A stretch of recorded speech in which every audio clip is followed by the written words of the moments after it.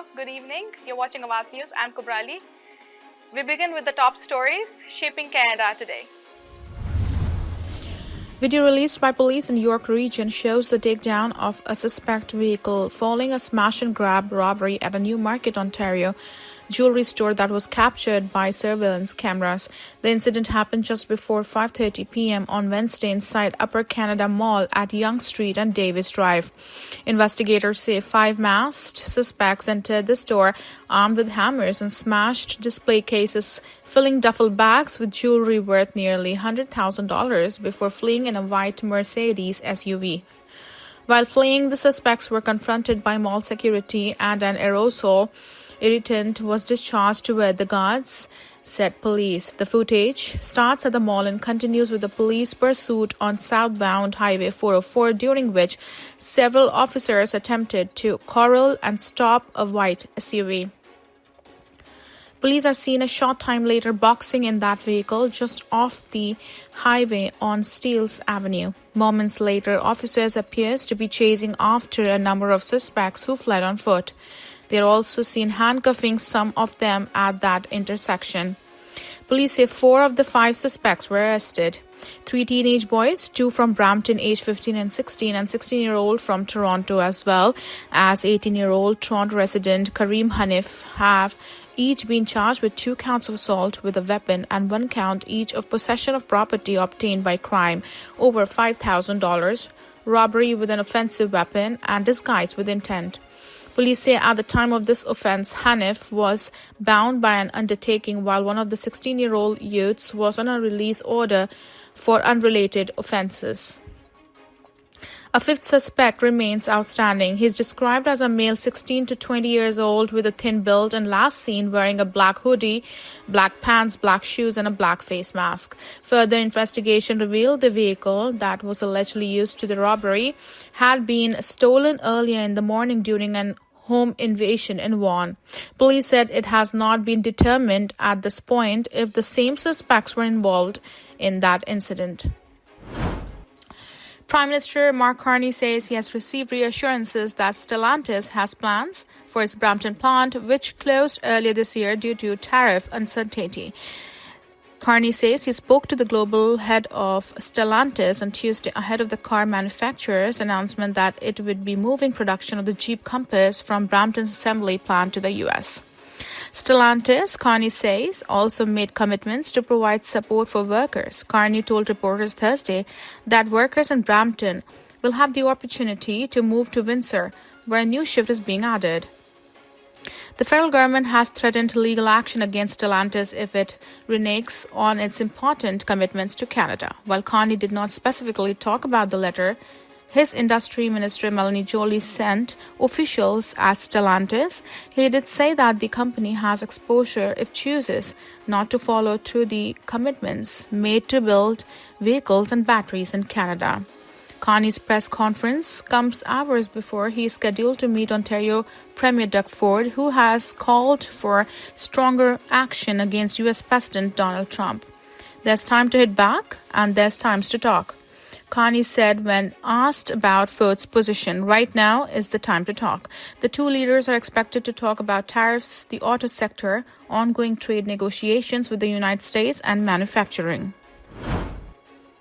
Parts of Greater Toronto Area and Niagara region could see conditions that may lead to frost overnight, Environment Canada says. Just before 9 a.m. on Thursday, the National Weather Agency issued a frost advisory for Burlington, Oakville, Mississauga, Brampton, and Niagara Falls, Welland, Southern Niagara region.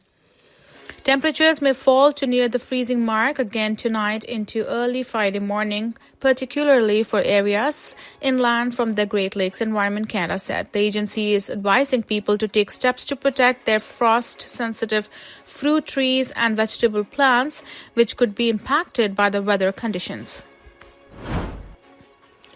Next week, the Canadian government will bring forward a new bail reform bill aimed at cracking down on violent and repeat offenders, Prime Minister Mark Carney announced Thursday. The new legislation will target those accused of serious crimes, such as violent auto thefts, breaking and entering, human trafficking, as well as sexual and violent assaults, in an effort to keep those accused of such acts out of Canadian communities. Picking back up on his pre-budget pre-positioning, the Prime Minister also announced the federal government will be allocating new funding so that the RCMP can hire an additional 1,000 officers.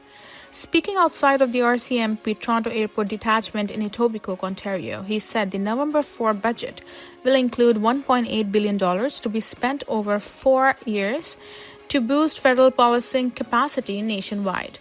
The Prime Minister said the new funding will also go towards raising the cadet recruitment allowance to $1,000 a week, and it will allow the National Police Force to dedicate 150 additional RCMP personnel to tackling organized crime and money laundering networks, online fraud, as well as the recovery of illicit assets. The promise of new measures aimed at combating crime and protecting public safety come after concerted pressure from opposition members, provincial premiers, and police forces who have been sounding alarms about the rates and types of crimes being committed by offenders out on bail. The Liberals' proposed bail reform bill is getting mixed reaction from the official opposition and stakeholders. In a statement on Thursday, the Conservatives are dismissing the plan and calling it half-baked. The Conservatives also want their proposed Jail Not Bail Act to move ahead instead, but the Liberals voted against it in House of Commons motion last week.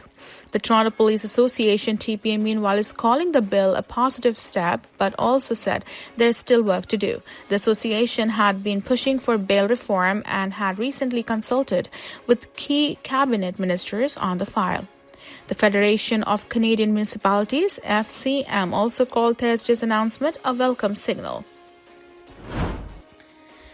Canada's premier running event, TCS Toronto Waterfront Marathon, is back this weekend with a number of road closures along with citywide celebrations. More than 30,000 participants, including elite and recreational athletes, 100,000 plus spectators from more than 70 countries, along with charity fundraisers and community members, are set to come together for race 36th annual edition, which is organizer Canada Running Series is dubbing a celebration of health inclusion and city pride.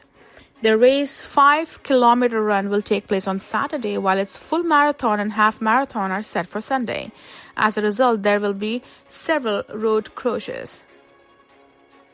This year, there have been some changes made to past road closures to reduce the number of them on Saturday, avoid closures during the Friday evening rush hour, and accommodate a new start line for Sunday's events with the goal of allowing more efficient road management throughout the weekend.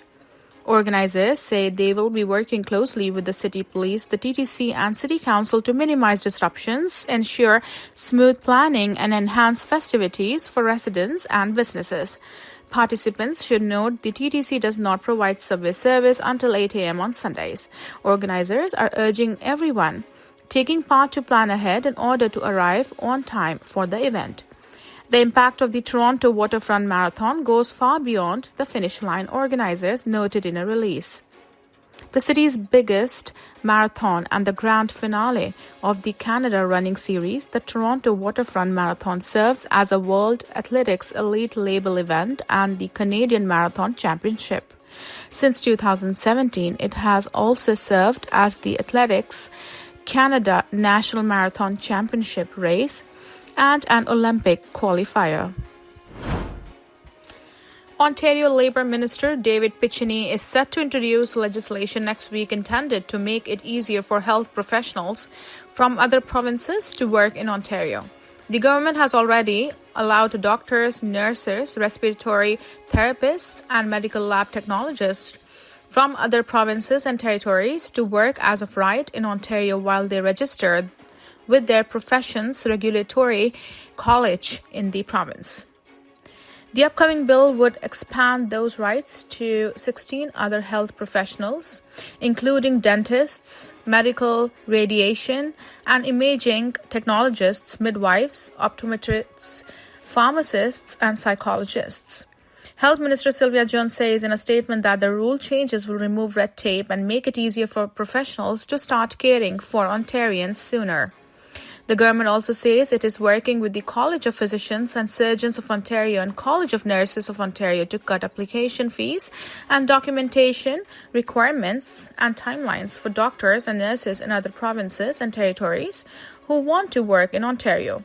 Ontario has also taken steps to make it easier for American doctors and nurses to practice in Ontario.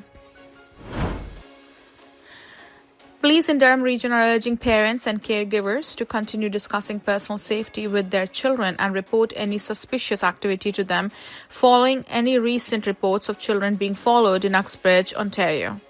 Investigators are actively investigating these incidents and would like to reassure residents that there is no evidence to suggest a wider child luring concern, police say.